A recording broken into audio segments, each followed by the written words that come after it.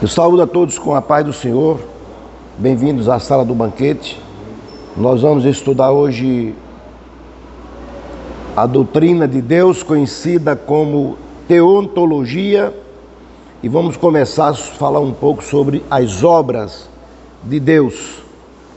A nossa lição de número 9 fala sobre as obras de Deus, e o texto primeiro fala sobre os decretos divinos em geral.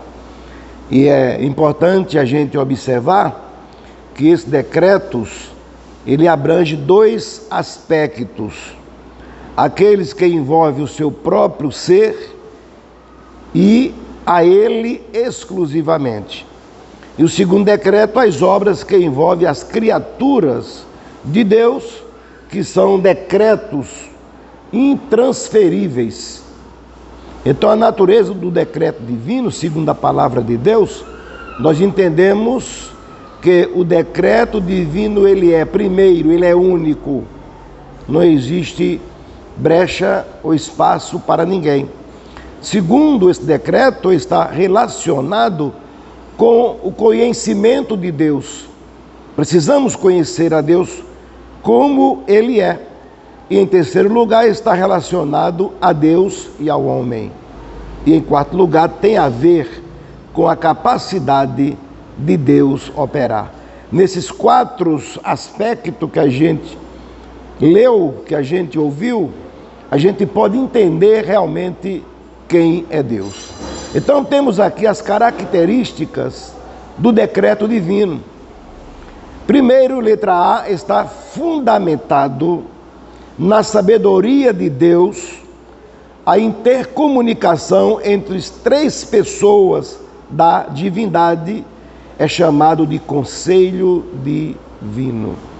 Então Deus, ele não fará nada aleatoriamente, ele tem o seu conselho divino, onde ele trata de todas as suas coisas de forma ordeira.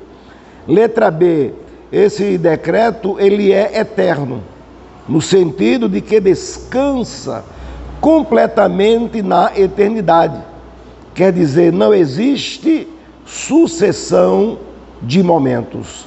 São decretos que não precisam serem retocados. E a letra C, o decreto divino, ele é eficaz. Haja o que houver, esse decreto não falha. A sua eficácia é comprovada pela palavra de Deus. Letra D, o decreto divino é imutável. Ninguém consegue mutar, ou mudar, melhor dizendo, os decretos de Deus. São imutáveis. Passa anos, milênios, mas os seus decretos, melhor dizendo, continuam firmes, porque são imutáveis. E a letra E, o decreto divino é incondicional e absoluto. Não depende de condições, como os nossos decretos. Os decretos que o homem faz, ele é condicional. Mas este de Deus, não, ele é incondicional. E letra F, o decreto divino é universal. Quer dizer, abrange tudo o que há de suceder no mundo. É aquele cronograma, é o plano divino através dos séculos, que ele não falha. Eles são absolutamente firmes, infalíveis e imutáveis. Seja quanto ao reino físico, ao reino moral, seja no que trata o mal e o bem, os decretos de Deus continuam imutáveis, infalíveis e irretocáveis, porque são decretos de Deus. O texto 2 fala sobre a criação em geral. O primeiro artigo do Credo dos Apóstolos, conhecido como a Confissão de Fé Apostólica, expressa a fé da igreja em relação à criação do mundo. Nós cremos que os mundos foram criados, então expressa a nossa fé quando diz: creio em Deus Pai Todo-Poderoso, Criador do céu e da terra. Então veja bem a definição da criação do homem, ou da criação de Deus, melhor dizendo.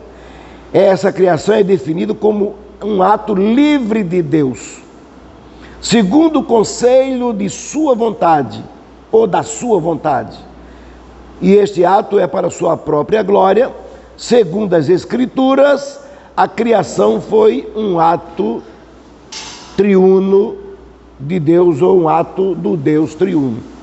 Então, não dependeu de ninguém. A letra B diz que é um ato livre de Deus. Deus não criou nada por necessidade. Não. Nós criamos por necessidade, plantamos por necessidade, construímos por necessidade. E Deus não. A Bíblia ensina que Deus criou todas as coisas segundo o conselho da sua vontade. E Paulo certifica isso aos irmãos que estavam em Éfeso, na sua carta, no capítulo 1 e versículo 11, quando Paulo diz assim: nele digo, veja bem que ele aplica nele. Nele quem? Em Deus. Nele digo, em quem também fomos feitos herança, havendo sido predestinados. A predestinação aqui refere-se à igreja, ao conselho de Deus com a igreja, está no plural, no coletivo. Sido predestinados conforme o propósito daquele que faz todas as coisas segundo o conselho da sua vontade. Essa é a expressão do apóstolo Paulo aos irmãos que estavam em Éfeso, que questionava a respeito do conselho de Deus, a criação de Deus, e como Deus criou e para que Deus criou. Também a Bíblia é bem clara quando diz que a criação é um ato temporal de Deus. Quando lemos em Gênesis capítulo 1 e versículo 1, no princípio criou Deus o céu e a terra, logo de antemão nós entendemos que esta afirmação certifica que o mundo teve o quê? Um começo, um princípio, até questionado por muitos que lidam com esta matéria. Então, para corroborar esse ato temporal, o salmista escreveu no Salmo 90, verso 2, ele disse: antes que os montes nascessem, ou que tu formasse a terra e o mundo, mesmo de eternidade a eternidade tu és Deus. Então, é um ato temporal de Deus, inquestionável, e que não cabe a ninguém especular. O texto 3 fala sobre a criação do mundo espiritual. Vimos a criação do mundo material, agora a criação do mundo espiritual. Já houve tantas especulações sobre a existência dos anjos. Alguém pergunta: eles são reais?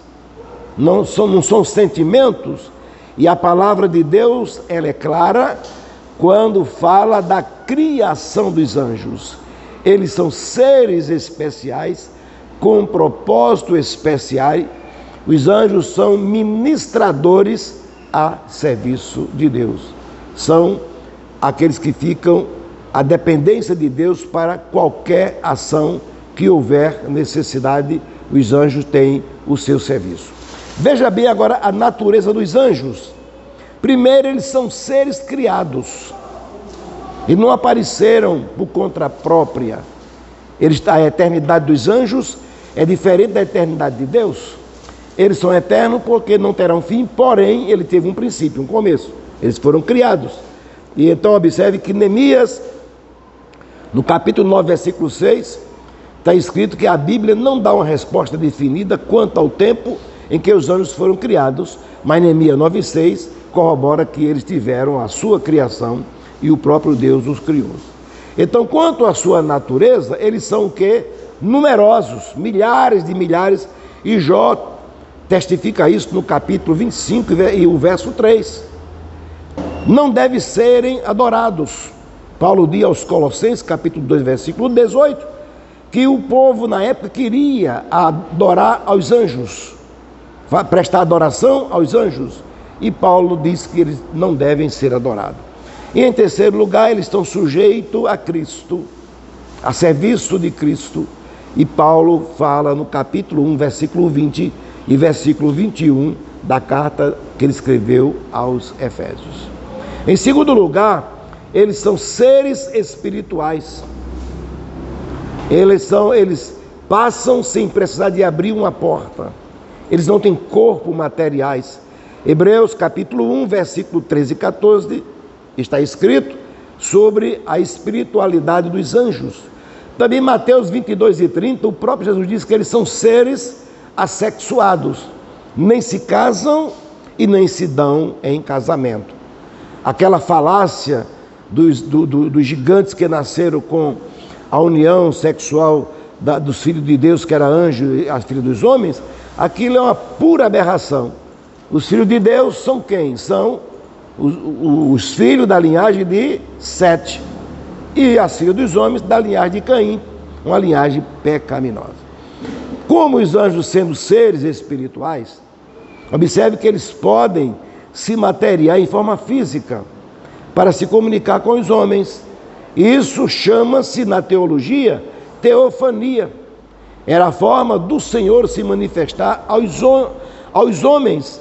Então veja a expressão em Gênesis 16 e 7, o anjo do Senhor, que muitos teólogos afirmam, e a gente aceita, que era a forma que Jesus se apresentava antes da sua encarnação, ou seja, o Cristo pré-encarnado.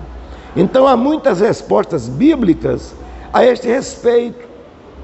Por exemplo, os irmãos podem fazer pergunta, dúvida, não leve para casa. Pode tirar as dúvidas, que isso é muito importante. Então, primeiro, o meu anjo irá diante de ti.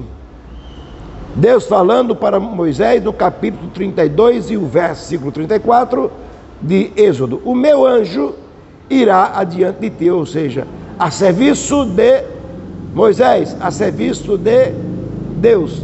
Então, conhecido como anjo do testamento, que refere-se a Cristo pré-encarnado. Então, também eles são seres inteligentíssimos. Segundo Samuel, capítulo 14, versículos 17 e 20, é comprovado na Bíblia, e as ações, e são aceitos pela maioria dos teólogos. Eles são seres inteligentíssimos, capazes de fazer algo fora do comum. Eles são mais inteligentes do que Daniel. Então não são robôs, eles servem a Deus por obediência. Também eles são seres gloriosos, o glorioso, corpo glorioso. Lucas capítulo 9 e versículo 26 afirma isso. Então a glória aplicada a Deus, aos seres celestiais e aos homens, salvo não é um lugar, como muita gente imagina, mas é um estado de vida. Está entendendo? É um estado de vida. Às vezes a gente questiona muito sobre a glória dos céus, mas a glória dos céus só tem essa glória por causa de Cristo, por causa de Deus e por causa do Espírito Santo. Só a glória dos anjos, não, o céu não tinha a glória essencial para nós. Então, portanto, em função do que são os anjos, do que fazem e do lugar que habitam, eles são seres dotados de dignidade e glória sobre-humana. A glória dos anjos é a glória sobre-humana, é algo fora do comum. Então, eles são seres também poderosos. No Salmo 103, e versículo 20, fala isso. O exemplo está quando ele matou 150 mil soldados assírios. Preste bem atenção, ele matou, um anjo só matou 150 mil soldados assírios numa noite só, e só parou porque Deus pediu que ele parasse. Então, há muitas referências bíblicas a esse respeito. Por exemplo, quando Deus falou para Moisés que meu anjo irá diante de ti, corrobora isso, que eles são seres inteligentes. Também a gente entende esta verdade. No texto 4, nós vamos estudar sobre a criação do mundo agora material, mundo físico. E quando nós lemos o primeiro versículo do Gênesis, temos um resumo da obra criadora de Deus. Quando diz, no princípio criou Deus os céus e a terra. Então, contrariando os falsos sistemas filosóficos, opostos às sãs escrituras, o mundo não é eterno. Ele foi criado A harmonia da criação teve um princípio e quem gerou essa dinâmica foi Deus Elohim, o Deus Trino. Como alguém acha que o mundo apareceu, já existia e não tem princípio, ele foi criado. Então é por isso que nós vamos observar a semana da recriação, não é a semana da criação.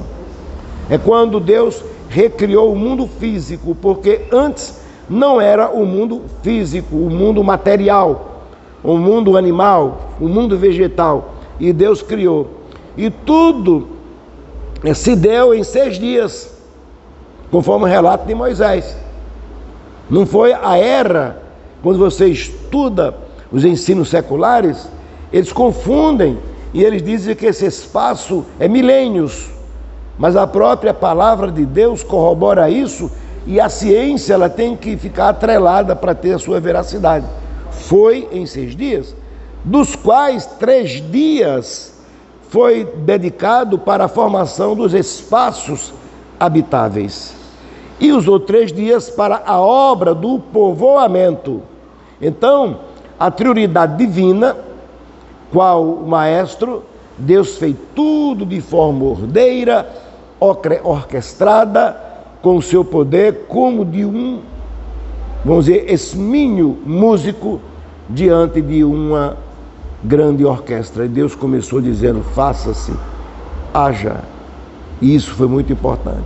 Então no dia primeiro, é uma coisa muito importante, no dia primeiro, Deus disse, haja luz. Então, e houve luz. Ou seja, Gênesis 1 e 3.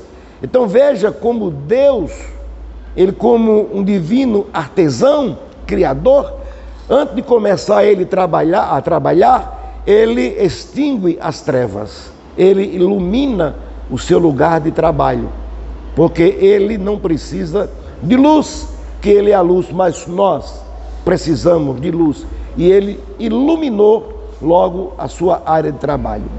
E veja bem que ele não trabalha no escuro.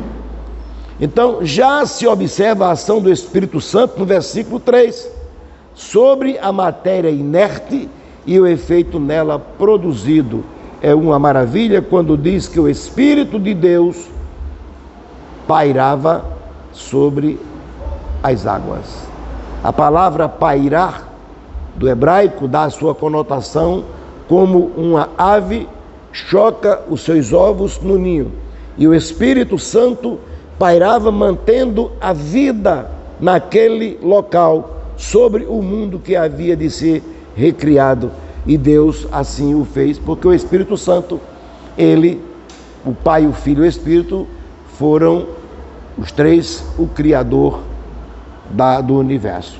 Então, veja bem, o que Deus chama, Deus no dia segundo, Deus chamou de firmamento, ou expansão, chamou de céus, Gênesis 1 e 8.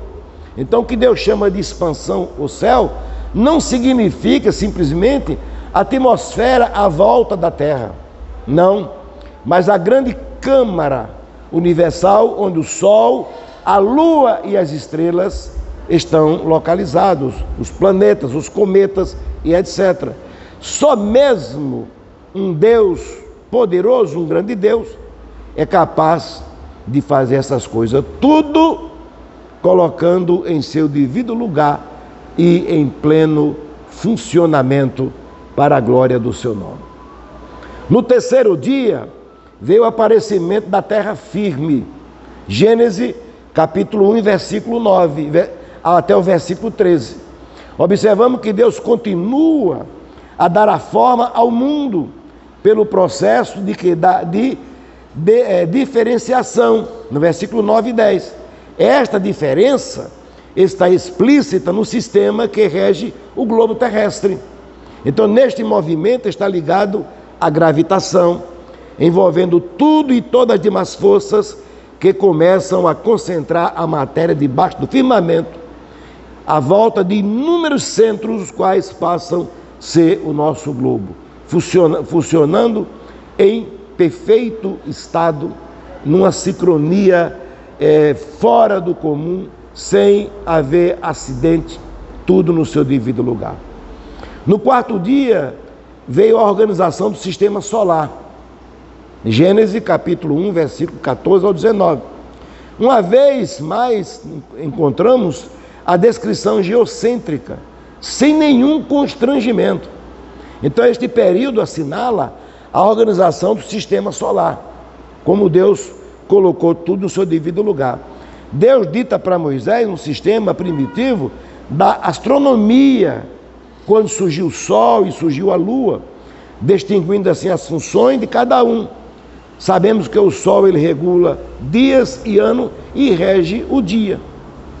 E a Lua rege a noite e regula semanas, meses, as estrelas e as estações da Terra, né? É a Lua. A Lua tem influência na nossa vida. A Lua tem, é tanto que o Salmo diz que o Sol não te molestará de dia e nem a Lua de noite, porque elas têm ações direta, influência direta no ser humano, nos animais, nas plantas, nos animais aquáticos, marítimo, aéreo, seja qual for, até no homem. Ambos têm influências. No dia 5º, surgimento da fauna marinha. Gênesis 1, 20 e 23. É neste 5º dia que surgem os grandes e pequenos peixes, como também todas a variedade de aves. Foi nesse 5º dia. Então Deus, das baleias, dos peixes, ainda que o homem ainda não conhece todos os peixes do mar, foi no 5º dia que Deus fez tudo num dia só, povoou. É como que alguém pegasse uma piscina ou um tanque e colocasse tudo na hora. Então Deus foi além da nossa imaginação. Agora veio o 6º dia, que é o dia da criação dos animais terrestres. Veja bem, Gênesis capítulo 1, versículo 24 e 25. Esses animais são divididos em 3 grupos: gado ou animais domésticos, feras ou animais selvagens e répteis que se arrastam pelo solo. Alguém confunde e diz assim: não, mas tudo foi feito de forma igual. Não, teve as qualificações. É tanto que você pega um animal selvagem e cria em casa, mas o seu comportamento sempre é selvagem. Sempre é selvagem, ele não se adapta ao nosso sistema doméstico. Então, no dia 6º, Deus fez os animais. Agora, o texto 5º, a criação do homem. Aí é onde a gente tem que parar e fazer uma grande reflexão da obra que Deus criou. Quando lemos em Gênesis capítulo 1, versículo 26 e 27, sobre a origem do homem. No capítulo 2, versículo 7, sobre o mesmo assunto, não se trata de 2 homens ou 2 criação, absolutamente, não trata, como muita gente confunde, não, mas falou o primeiro homem que sumiu, tem o segundo, não. A Bíblia aqui, ela nos dá um duplo relato, que se harmonizam sobre a origem do homem. No capítulo 1, Deus fala do plano, e no capítulo 2, ele dá forma como o homem foi feito. Deu para entender? Não foram 2 Adão, não foram 2 homens, e não foi 2 civilizações. No capítulo 1 ele diz: Deus fez o homem do pó da tal. Deus diz: façamos o homem. E lá ele mostrou como ele fez. Está entendendo? Mas é o mesmo homem. A criação do homem, ela foi precedida por um solene conselho divino.